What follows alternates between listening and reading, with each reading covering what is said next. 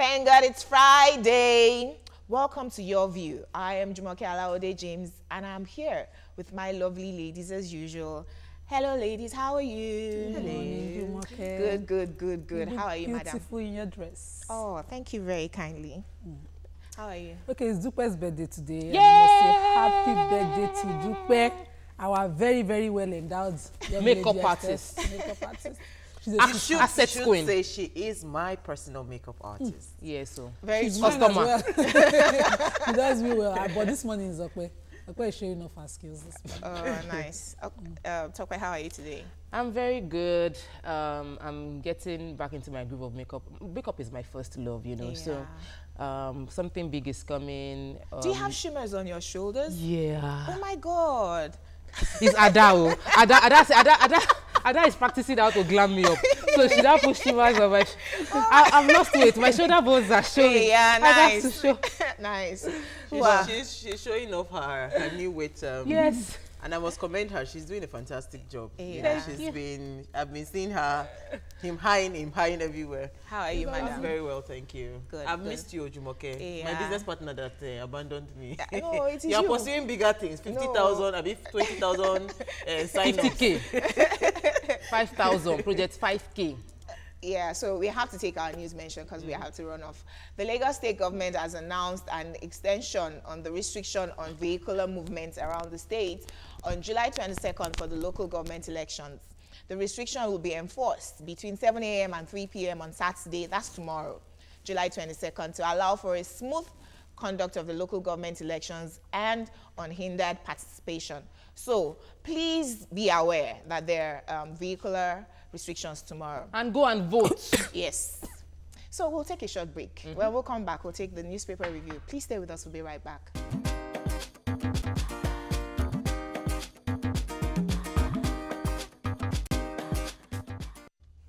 Welcome back. Let's start with the Punch as usual. Major headline: TSA lenders kick as court orders 7 banks to remit $793.2 million to federal government. UBA, Fidelity, Sterling deny withholding federal government funds. Senate okays 200 naira to $1 exchange rate for 2017 pilgrims.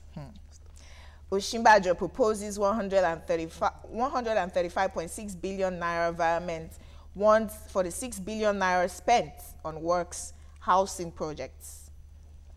Governor set up committee on state police funding. Fresh suit wants Federal Economic Council to declare Buhari unfit. Federal government makes a U-turn, orders NERDC to separate IRK, CRK. In other news, Lagos local government polls, LP confirms alliance with PDP. PDP plans to bring Ladoja, Alao Akala back to party. Senate confirms 8 recs, rejects 1, defers decision on 3. Okay, so I wanted to talk about the exchange rate. It's been confirmed by The Senate? The Senate that the exchange rate has been fixed at 200 to $1 for pilgrims in 2017. Last year it was 197 and we were complaining. Yes. And the excuse was that this fund was provided for before the exchange rate skyrocketed, yeah. and they had budgeted for it, they had prepared for it. But right now, what exchange rate is 395 to $1. Why are we prioritizing when we have a lot of businesses that have issues with money? We're prioritizing religion and pilgrimage to get reduction in fund for something that you should actually be you should only do when you can afford it. Yeah. Is a right. Also, Nima just confirmed before the show that for pilgrims, you're supposed to do it when you can afford it. Why are we cutting off 195 naira? Why? Another question would be that if Nigeria is supposed to be a secular state, we agree that, oh, you want to give like a discount to religious bodies, but why are you giving them priority over businesses if you're planning to come out of recession? The issue for me is that religion all the time, we always allow these things come up. Sentiments. For Hajj, it is the Islamic position that it is based on capacity. When a person can afford to, it is not compelling. It's not a do or die act of worship that the person must be assisted to do. if they can afford it, because some people went on the lesser at the cost of the current rate of dollar to naira, and they went, and a lot of people went. So I don't see why this is when the federal government industries is doing are failing. We're not serious about getting out of recession. Okay. I agree. Moving on to our next paper, The Nation. Major headline: 7 banks hide 249.6 billion naira for unknown government officials. Sterling, Fidelity, we are not involved. NEC harmonizes telecoms right of way charges. Picture: Aregbesola, Ambode is Governor General. That's where the money is.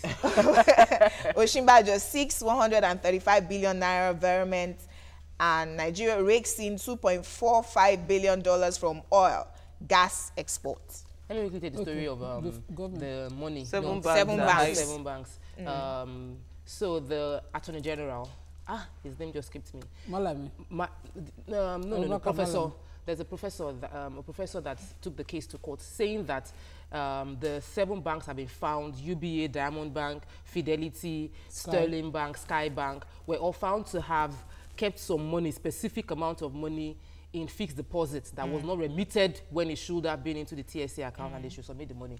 The banks, some of the banks have spoken up to say that they don't have such amount of money with them. Are you talking about Professor Yemi Akinseye George, yes, Senior Advocate of Nigeria? Thank you. Representing There was a government body as well that held line. some amount, I think about 3 billion, under fixed deposit. So it's not just only the problem banks, for me is the conflicting figures. You have 249 on Nation, you have about 700 and something. That's dollars.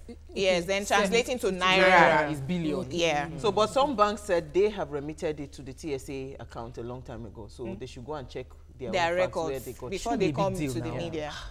Going on to our next paper, Vanguard. Don't worry, we'll reach there. It's in other papers. Major headline: Governors renew bid for state police. Set up 6-man committee to explore prospects. Meet IG Idris on funding options for police. It's recipe for anarchy, says Abubakar Sarv. Apapa mayhem. Killer cop, 18 others arrested. Army continues Delta Bayelsa siege. Wabweze, Adebanjo, Akinri-Ade, others meet on Nigeria's restructuring. Osinbajo seeks 135.6 billion naira environment from reps to fund projects. Quickly, can I take the follow-up on Apapa? Yes, okay. I wanted to take it as well. I wanted us to give a round of applause to the Commissioner of Police of Lagos. He's very proactive, and you know, I love if you read the article, I love the way he spoke out. They've arrested the police officer in question. Although he was injured, he had knife wounds on him. He was stabbed. He's in the hospital. He had a surgery done on him, but they are still going to prosecute him for what he has done. He has completely, disowned himself from the actions of that policeman, and that is the way forward. That is what we want. We don't want abuses like this. Unfortunately, I found out that the driver that was killed was a family friend to my family friend yesterday. Yeah, a family friend to your family friend. Not a relative. She didn't say a relative, but she said, the mom she went to greet the mom, and on her way back, she was saying, I was like, it was in the papers. She said, hey, paper agbe. They are bereaved. The mother right now is in a very, very bad state. I didn't expect. I'm excited, and also they also arrested about 18 people. Because they vandalized the banks. They vandalized the bank and they burnt down the banks. So 18 people have also been arrested. So it's not a function of you see this and you think it's free for all. I'm excited that the police were able to identify those people. We hope this will deter people. More jungle justice. That's the intention. Moving on to our next paper, and we should take it now. Major headline: Governors demand state police set up committee. Nigeria not ripe for it, says the IGP. Budget: Osinbajo seeks 135.6 billion naira environment. Senate rejects another Buhari's nominee. Fails to confirm rec. Court orders 7 banks to remit hidden $793 million to TSA, and dignitaries honor Obiano's mom at burial. Okay, the Governors Forum had a meeting, and they decided that the state policing issue finally will look into it, and they set up a 6-man committee to look into it. They met with the IGP, and he encouraged them. He said they should use whatever means they have within their states to influence it at the National Assembly.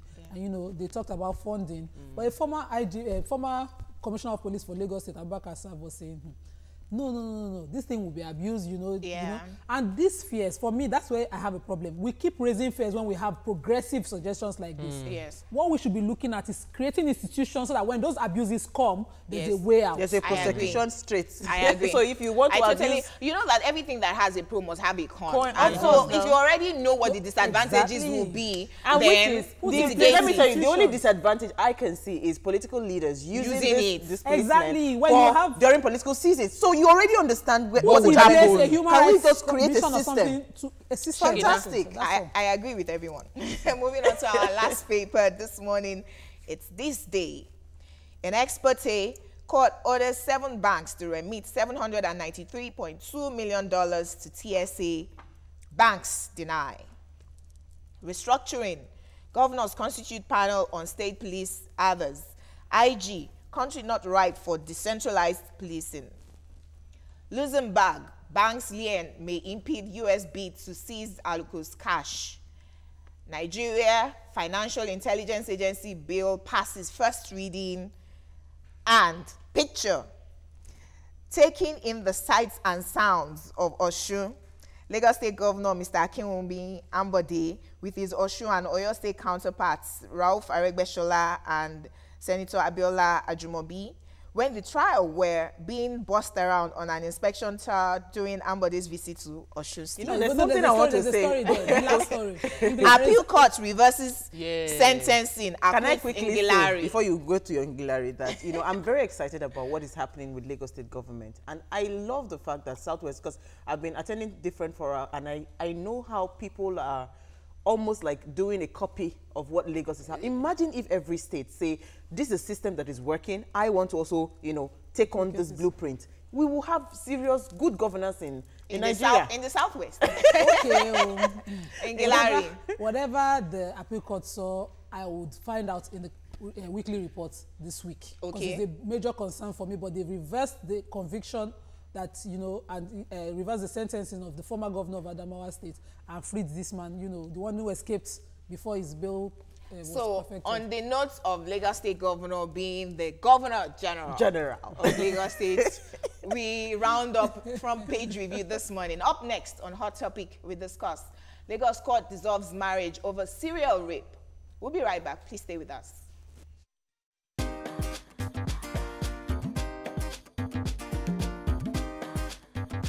Stay tuned. Your View will be right back.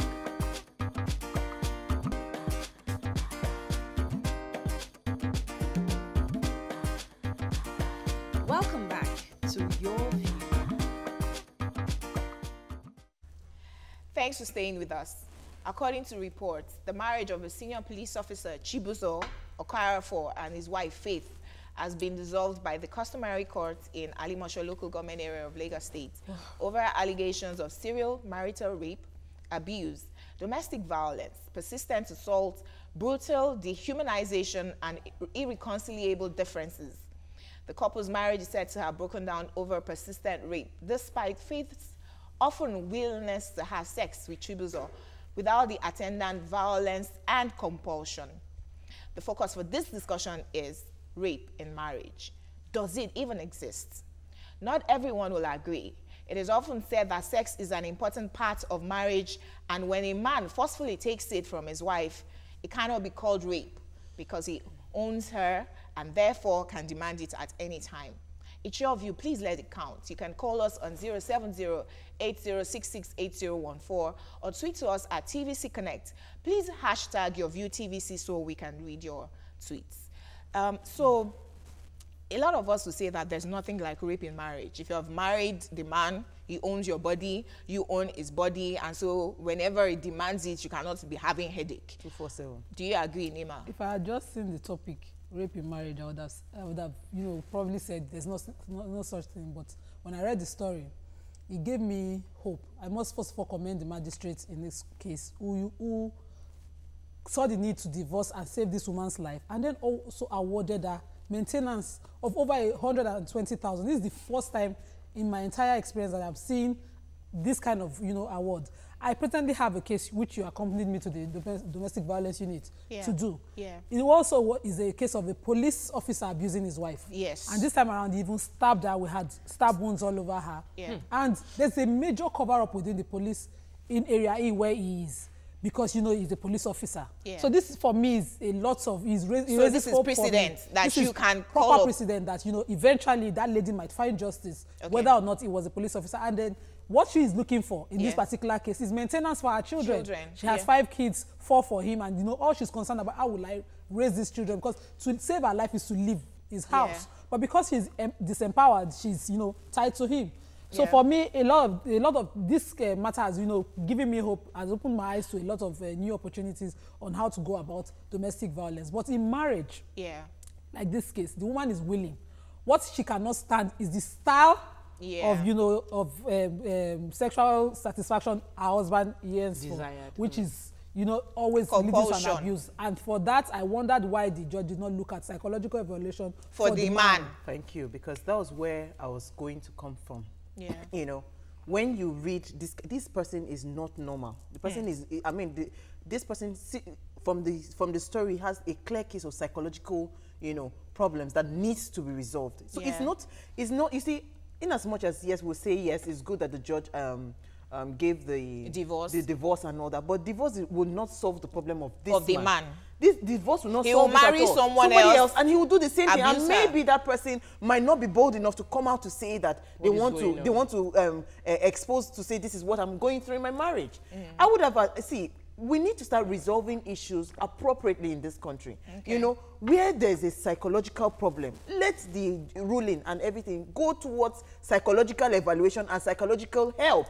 Instead of just saying divorce, because it's like a child, for instance, the case that we saw that that child gave the poisoned the girl's water because they just expelled the boy. The boy will go to another school and do the same thing, you know. So I'm just saying, is to take out the person and then no, there can be separation. Nima, there can be separation. In the meantime, while there's separation, then you now start finding a solution to that man because he's psychologically sick. You know, I wanted to say something quickly. You know, in the army, for instance, the army, you know, they are sometimes, I mean, people will criticize me for this, but sometimes they are much more disciplined, you know, than the police men. They have a bit of control over their emotions. I don't know. The police should find a way to, you know, evaluate their people. Okay, before we come to talk, we have our first phone call this morning. Samson from Maiduguri. Thanks for joining the conversation. Samson, are you there? Yeah, I'm there. Please go ahead.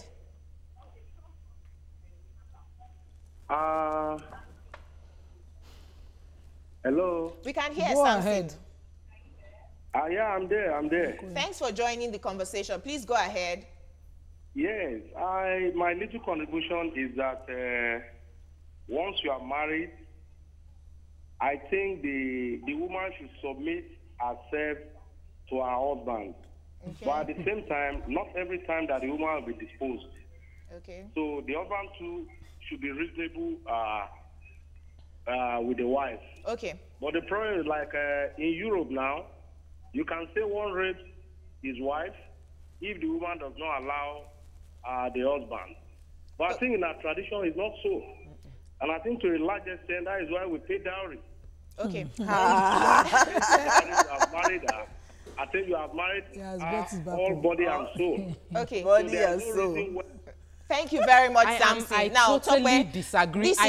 This is the reason, as in, I totally disagree with what this man just said. Why? Mr. Samson, you cannot say that is why you pay dowry. Dowry doesn't give you the right to have a woman's body anytime you want it. Why? Why do you have sexual relationship with your partner? It is out of showing off your love for each other. It is not, we're not animals. It's not that I just feel like doing something, I grab her and she must be willing. You are not animals. It is supposed to be a show of love. Yes. Which means that even when she's not in the mood, because I love her, I would touch, get her in the mood. It is not by forceful. What is rape? There is a thing called rape in marriage. Rape happens in marriage. It happens when a woman says no to you for whatever reason of what she's going through, and you force and insist and make her do what she doesn't want to do. And it might lead to violence or even injuring her, which is what happens. So there's rape in marriage. Calm down. There is rape in marriage. Calm down, both of you. Now, there's a thin line between conjugal relationship and rape in marriage, because yes, we know that your body now belongs to your spouse, when you're married. So when your husband or even your wife demands sex, you should allow them because your body now belongs to them. Yes, but for whatever reason, if a woman now says, I'm not in the mood today, we're not encouraging women to say, I'm not in the mood, or keep sex away because of other reasons. But for whatever reason that a woman now says no today, shouldn't a man respect that no and let her be? Okay. Because of the men like Samson that will say that I have paid dowry. The man will say I have paid dowry. Now, he has paid dowry. And what's even the problem with the dowry, Papa? Has he not paid dowry? What is the essence of marriage? So that you have easy access to the opposite sex without having to go and go outside, do infidelity or whatever, adultery and fornication outside. That's the essence of marriage. So now, a woman that is not in the mood, once in a while she's not feeling well, she's under the weather, that's an exception. Well, let me explain but some women, foreplay for them is a new car, a diamond ring, and all that before the guy will run down bankrupt. So are you justifying that such a man should then force a woman because yes, she so but let me explain. In his house, you get your wife to do her wifely duties. Let me give personal experience. You know, there was willful submission last night. There was another willful submission this morning. This morning now, I was having my bath. I just saw something, you know. I said, okay, hold on. I have to go to work. But I'm just saying that I think, you know, sex has to come from a place of love in marriage. You know, there is absolutely no justification. We have another phone call. I think Muiwa. Hello? Now be calling me and be saying I paid dowry. He has paid dowry. Muiwa, are you there? Has he not paid dowry? Hello?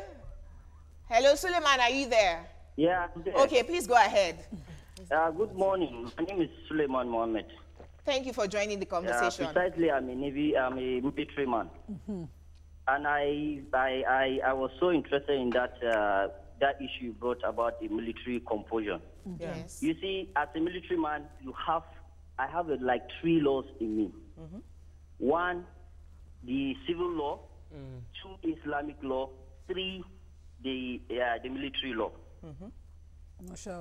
In Islam, there is no way that you are going to forcefully get your wife, even though you paid a bride price. You have to pet her. But you cook for her. Thank you. Wash for her. Thank you. When you come to bed, Alaja, can you hear? I can hear. You have to pet her. You will rub. For her to agree. And as a military man, God bless you. Your wife report you that you are molesting her. That's just the only end. molesting, not raping her. That day you will know that yes, you they will lock you in guard room. Okay, so, thank you very much, Suleiman.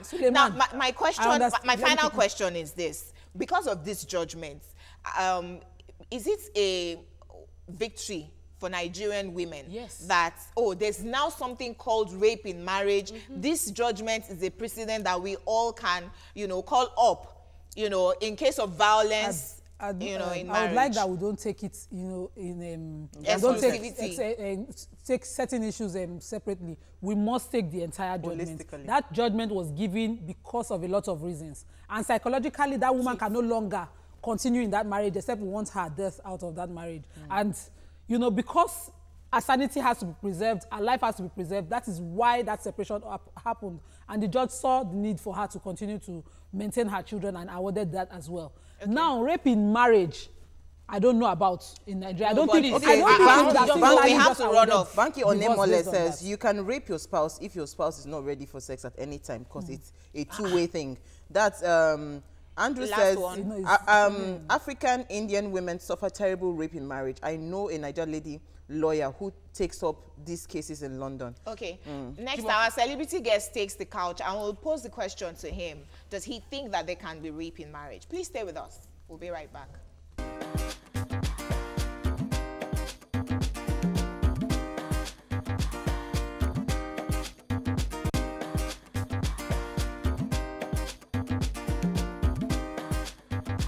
Stay tuned. Your View will be right back.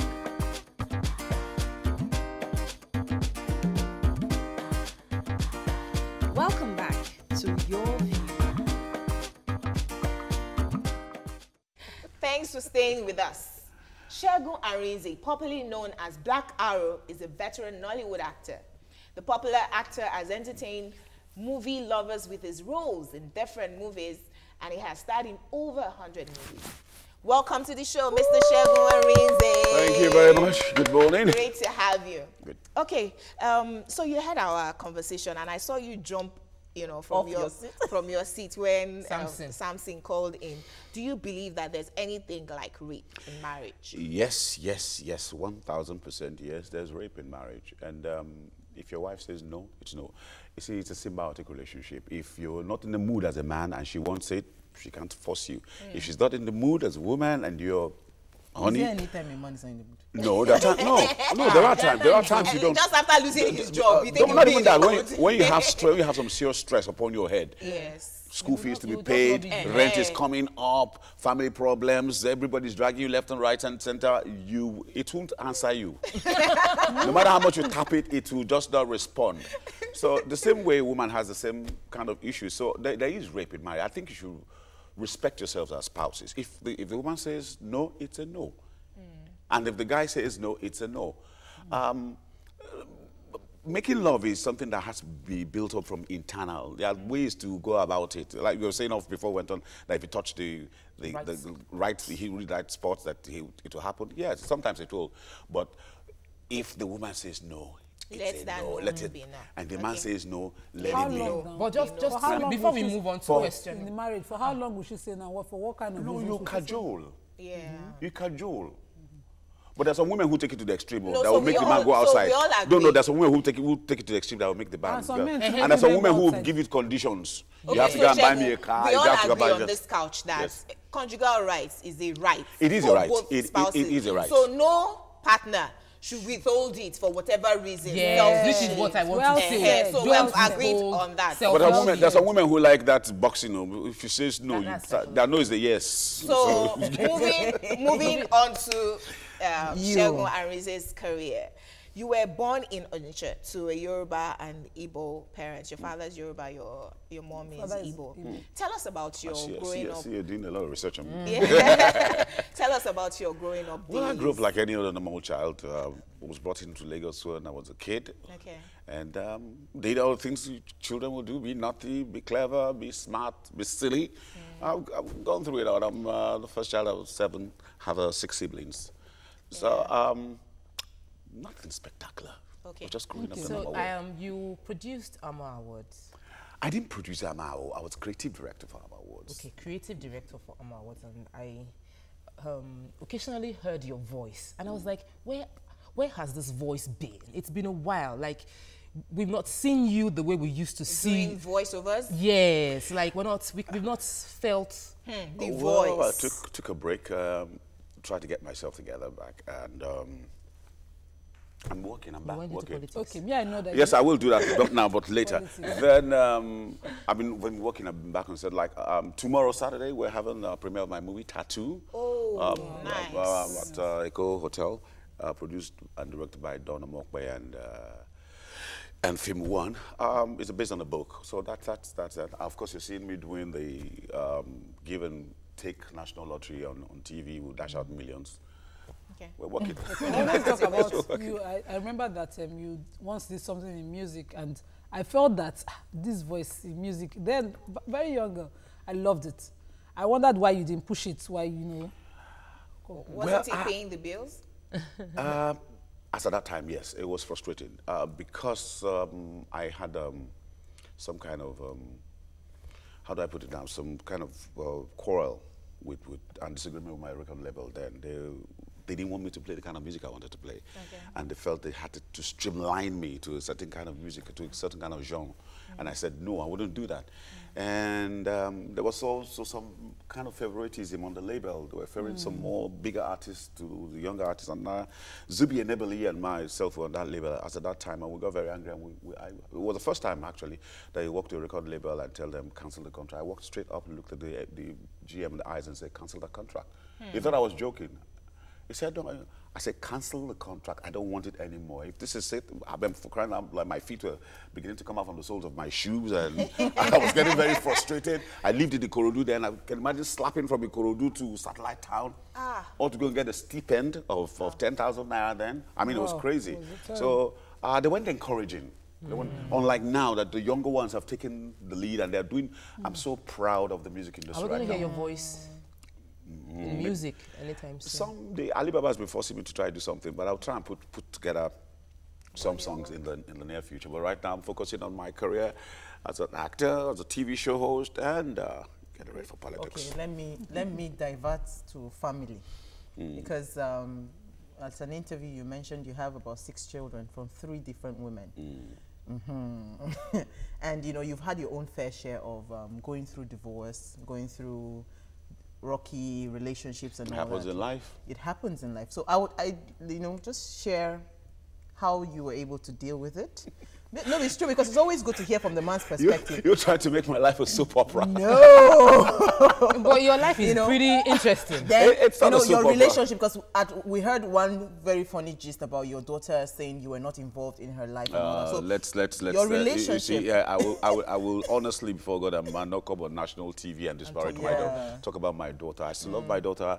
I'm her father. She has every right to be angry with me. Yeah. When we find time, we'll sit down and talk about that. You know, you don't let those kind of things go public. You sort it out nicely. And that's why I didn't respond to it. Relationship, you know, how has it been? We'll build up for somewhere. We'll build it up from somewhere. I mean, Angelique, what's her name? Jolene. Angelina Jolene and the father also had their own issues, and they sorted it out. We will sort it out as we go along. I'm not running away from the question. I'm just simply telling you that I don't like discussing things like that. So we'll come back to it. I was going to talk about. Go ahead. President Actors Guild at some point, I can't remember the number of years again, and the issues that, you know, I feel that the actors have are still, some of them are still persistent. What suggestions do you have, and what method did you use while as president to, you know, to address some of those issues? Well, first and foremost, find that actors do not sign contracts. They hardly sign contracts. So most of what we do in the industry is like a buddy thing, come and do this for me, and at the end of the day, you get shortchanged, and then you start quarreling, and before you know it, it goes on to the media, and some of them even get into fist-cuffs. But what we did at that time was try to talk to a lot of these actors, try and sign contracts. Try and sign contracts. And a lot of the actors you see were also not members of the guild. So it made it very difficult for you to go fight for them, because we need to have a common front. Is it better now? It's getting better. And I think my successor, Ibn Abo, did tremendously well. I was the first person to, after I took over from AGK got the secretariat for us. And I took over from AGK. First thing first was to affiliate us to the Federation of International Actors, FIA, which I did. Went to Zambia to do that, living soon in Zambia. Then I took the Actors Guild to the United States, where we met with the Screen Actors Guild and the president, and we tried to work out some affiliation. And when I was on my way out, took Ibn to London, where we met with the British Equity, and she started working up from there. And of course, she has also put some health insurance scheme in place, which she followed up with what I had started. And the most important thing was trying to get all the actors together under one roof and harmonize them. But you see, human beings are human beings, whether you like it or not. We all come from different homes, different and varying types of backgrounds. So you can't all speak with the same voice at every point in time. No, do you have now, like, because you see, I respect Tokpe's job, but trust me, I can never be a makeup artist, because they're like, you know, everybody, you are charging, for instance, maybe 15,000, somebody else to charge 3,000 naira for the same quality of job, you know. So do you have regulations in terms of what is decent for an actor, you know? No matter how you really cannot. You cannot control that. Wow. You can't control that. When an actor is in demand, the actor is in demand. For instance, RMD went off for a while and came back, and now he's on high demand. He's in high demand. Boom. So you cannot I went off. I'm coming back. I'm gradually getting into high demand. Don't worry, you'll be on high demand. I'm gradually getting into high demand. So what I'm trying to say is, you can't regulate that. You can't control that. And let me tell you one thing. So how do you now say, how do you feel whether they are cheated? You can never get what you deserve. It's only what you negotiated. Let's get that right. That's true. Let's get that right. So, it's overrated when you say this person is earning so amount of money. And again, some people do it for publicity, actually. You'll not be earning that much. I'm earning this. And But everybody's beginning to fall in line now with the tax man coming. Based on what you deserved and what you negotiated, I was going to ask, what did you negotiate with No Holds Barred and it going off air after being... No Holds Barred was political. We had to go off because of political reasons. Some people passed that we felt at that time that were hitting and punching too hard. But I have news for you. I'm coming back with No Holds Barred. Hey! Okay, so we'll be discussing more on that when we come back after this short break. Please stay with us. We'll be right back.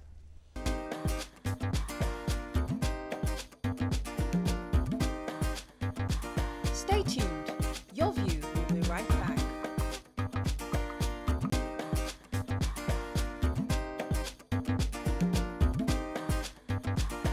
Welcome back to Your View.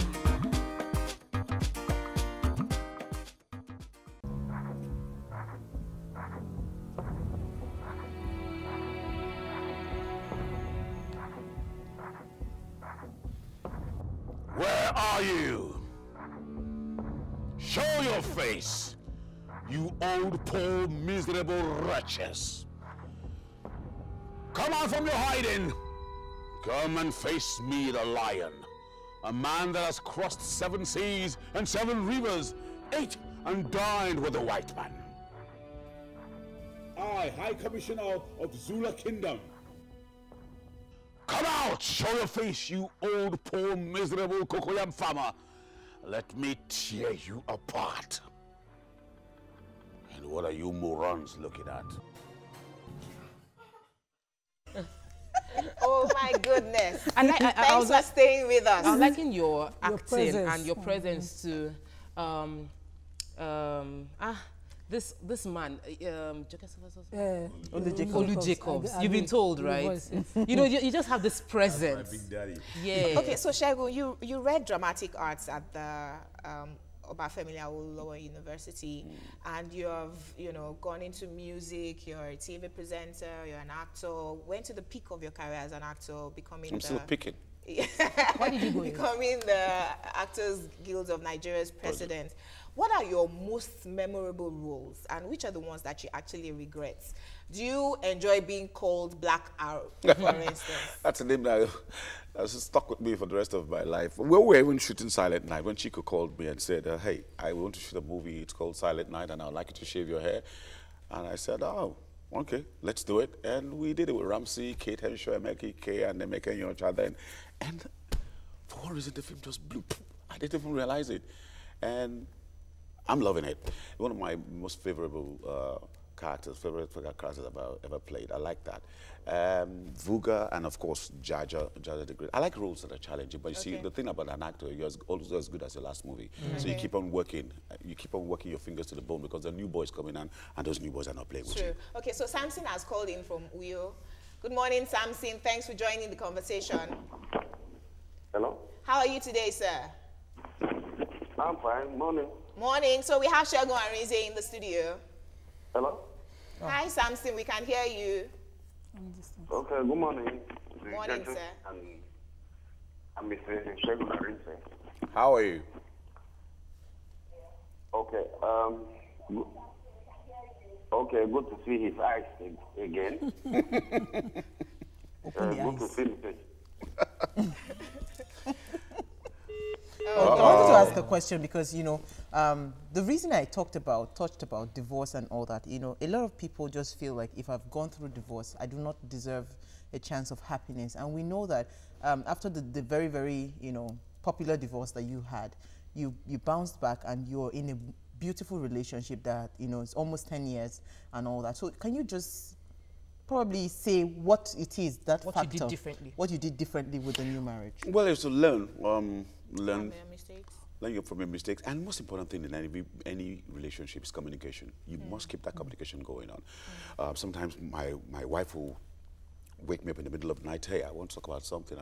If I'm very tired, I'll tell her, please, can you just let me rest? In the morning, we'll discuss it. And first in the morning, we'll discuss it. But if I'm not tired, we'll discuss it, and we'll trash out the issues. If I have to apologize, I apologize. If she has to apologize, and we understand each other. We've come to that level that when she looks at me, I know what she's talking about. And when I look at her, or no matter when she say, hey, don't talk about this, we'll let it be. And then we've learned to keep our private matters private. That's the most important thing. The third party wasn't there when you guys met. And so keep the third party out. Let them stay at the door, bring them in later, serve them dinner, and kick them out of the house and continue with your life. You must communicate, you must love one another, you must respect. Respect is reciprocal. And then you're never trying to show supremacy. I'm earning more, or you're earning more. Or I paid your dowry. Or I did you a favor by marriage. You didn't do anybody any favor in getting married. You loved each other, you liked each other, you got into marriage, work it out. Okay, there's a question. You were saying earlier that you are looking towards politics in the end of all of this. And after being president of Actors Guild, looking into politics, what are those things that you think are inhibiting the creative industry that you would like legislation to address? First of all, is the issue of piracy and the issue of getting us together. The issue of piracy is really killing. It's really, really killing. Because what's happening here is that we're actually paying lip service to it. We're actually paying lip service to it. I don't want to start throwing stones or casting aspersions at people, but we know the intrigues that goes on with piracy, but we will surmount it.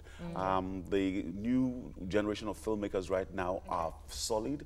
They know what they're doing. The older ones are also learning. They've gone to do refresher courses, and everybody's on course. And I think the government needs to just give us support. We're not saying give us money to go and do movies and all that, but provide the infrastructure, provide the enabling environment. And the last one, we're hearing that to say we should not go and shoot film abroad. You see, art is something that you cannot limit. You cannot limit it. I'm coming. You cannot limit. And I do not want to believe that he said that. I know him. I know him. If I know the minister very well, I didn't think he ever said that. I think he was misquoted. Yeah, I agree. They took it in the wrong way. But he's bounced back to tell us that he didn't say anything like that. You cannot limit creativity. Anywhere in the world, it is not limited. Okay, so quickly, 2 tweets. Uzoma says, nice having you on the show, Segun Arize. Your baritone is 100%. Yeah. Keep the vibe going. Thanks. Then somebody else is saying that, that's Timi Ulawal. He says, I would love to hear Segun Arize sing for us today. I want to feel his baritone voice. Okay, Segun, we need to run off. So in 10 seconds, the last word for your fans as we run off. All right, I want to say thank you for all the support over the years. We'll continue to work very hard. Thank you for the support. Thank you for everything that you're doing, for the prayers, the criticisms, both negative and positive. We take it. It makes us better. It makes me better. I work hard with my team. Remember, you don't need to get high to fly. And there's always God. Depend on him. Waiting for the song. Jesus Christ. Yes. Sing me a song. Some hearts break, some hearts mend, some dreams fly away like a whirlwind. But since I found you, I found heaven. Whoa. You're my dream. Are you dedicating that? You're my dream. You're my dream come true. Ooh. Julie, this is for you. Okay. Come and show me love. Thank you very much, Segun Arize, for being part of the program today. Join us next week. Have a great weekend ahead. Bye. Bye.